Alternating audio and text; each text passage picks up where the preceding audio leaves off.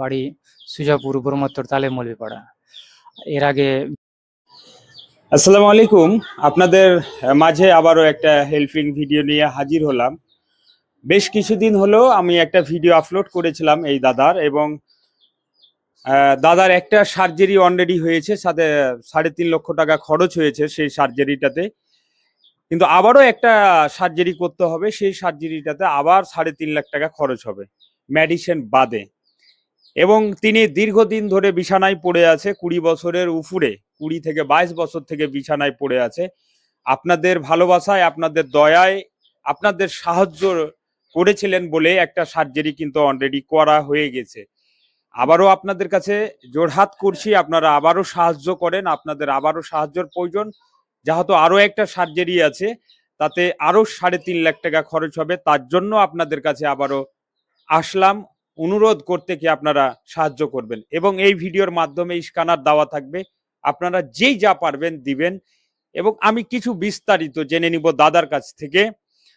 কি এই যে আপনি একটু বলে দিই, এই যে এইভাবে ঘুমিয়ে থাকছে 24 ঘন্টা, তো ওই সার্জারিটা হয়ে গেলে এই ঘুমানো থেকে একটু বসে থাকতে পারবে বন্ধুরা, মানে বসে থাকতে পারবে। তো এই বসে থাকার জন্য আপনাদের প্রচন্ড সহযোগিতার দরকার, এবং আপনারা যেইভাবে সহযোগিতা করেছিলেন একটু আর বেশি সহযোগিতা করবেন। আপনাদের প্রচুর সহযোগিতার দরকার। আপনি কি চাইছেন আরো আমার বন্ধুদের কাছে? আসসালামু আলাইকুম, আমি মোহাম্মদ আব্দুল হালিম, বাড়ি সুজাপুর ব্রহ্মোত্তর তালেমৌলিপাড়া।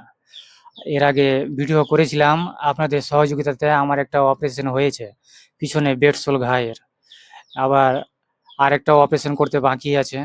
তো আপনাদের কাছে আমার অনুরোধ, আপনারা আমাকে আবার একটু সহযোগিতা করেন, যেন আমার আরেকটা ঘা, ওটাও যেন অপারেশন, প্লাস্টিক সার্জারি অপারেশন করা হয়। আপনাদের কাছে এটাই অনুরোধ কি আপনারা যেভাবে সহযোগিতা করেছিলেন, অনেক করেছিলেন, যে সেজন্য আমি অপারেশনটা করতে পারলাম।